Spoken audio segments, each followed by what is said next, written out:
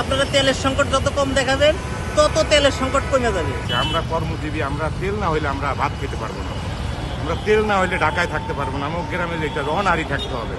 সে কারণে আমরা আর কিছু বড় লোক আছে যারা তেল মজুত করেও রাখে, এ কারণেও পাম্পওয়ালারা আমাদেরকে অভিযোগ দেয় যে আসলে আপনারা তেলের দরকার আপনারা নেন, কিন্তু যার দরকার 2টা সে নিয়ে যায় হলো 6টা, সে নিয়ে যায় 10টা।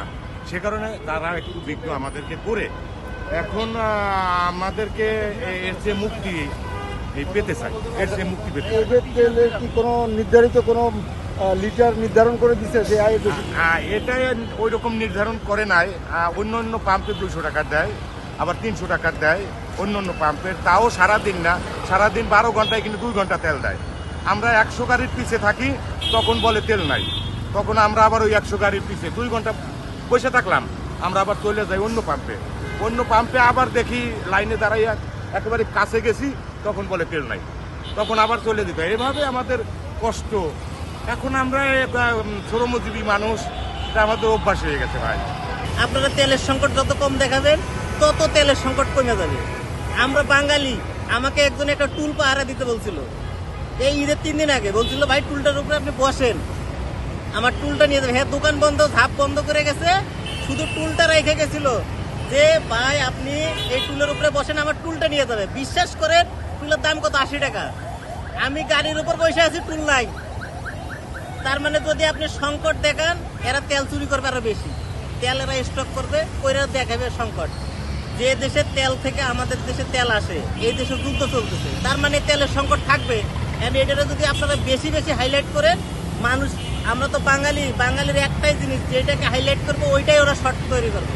ওরা দেখবেন যে প্রতিটা বাড়ি সার্চ করবেন, প্রতিটা বাড়িতে তেল আছে।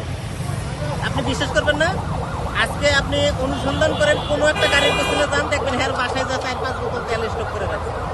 এটাই হইতেছে, আপনারা কম দেখাবেন, এইখানে না ঘুরে যেখানে অন্যায় হইতেছে ওইখানে নিউজ করেন। এই যে দেশ রূপান্তর, ডেইলি স্টার, প্রথম আলো, এরা আর নিউজ পায় না বাংলাদেশে, খালি আইসাই তেলের লাইন দেখায় আর তেলের সংকট দেখায়। কেন? তেলের সংকট তো থাকবেই, সব দেশে যুদ্ধ চলতেছে, তো যুদ্ধ চললে তেলের সংকট থাকবে না? তা আমরা ওই জায়গা থেকে বের হয়ে আসি, তেলের সংকট কম দেখাবেন, এটা স্বাভাবিক প্রসেস। হ্যাঁ, এইখানে আমি লাইনে প্রায় 3 ঘন্টা, মনে করেন আমার অন্য কাজ নাই, আমার তেল দিতেছে 600 টাকার, আমার সামর্থ্য আছে 300 টাকার, আমি 300 টাকা নিচ্ছি, আমি কিন্তু 600 টাকা নেই। কিন্তু কেউ আছে 600 টাকা দিতেছে, হে চায় 1200 টাকার। তার মানে কি? আপনারা সংকট কম দেখান, দেখবেন যে কালকে দেখবেন এতগুলো লাইন হয় নাই। চ্যানেলে কম দেখাবেন যে তেলের সংকট, আপনারা দেখাবেন দেশের বিভিন্ন গুরুত্বপূর্ণ খবরগুলো তুলে ধরেন। এই তেলের আর কোনো জায়গায় আপনারা আইসেন না, এসে অন্য জায়গায় দেখবেন কালকে হারামে একটা লাইনও থাকবে। আপনি দিবেন, হ্যাঁ পত্রিকায় দেবেন, যারা পত্রিকা কেনে না, যারা পত্রিকা কেনে তারা শুধু বুঝবে যে তেলের সংকট, ওইটাই ভালো, কিনা দেখবে। আর আমরা এখন মোবাইলেই দেখি, ডেইলি স্টার দিচ্ছে, নয়া দিগন্ত দিচ্ছে, প্রথম আলো দিচ্ছে, তেলের সংকট, আমার তেল 10 লিটার স্টক করতে হবে, যার লাগবে না সেও স্টক করে। এই জন্য তেলের সংকট তৈরি হয়েছে। আসলে তেল আমরা স্বাভাবিক গতিতে যেভাবে চলছি আগে, যদি আপনারা না দেখান, আমার মনে হয় যে কালকে লাইন পাবেন না এখানে।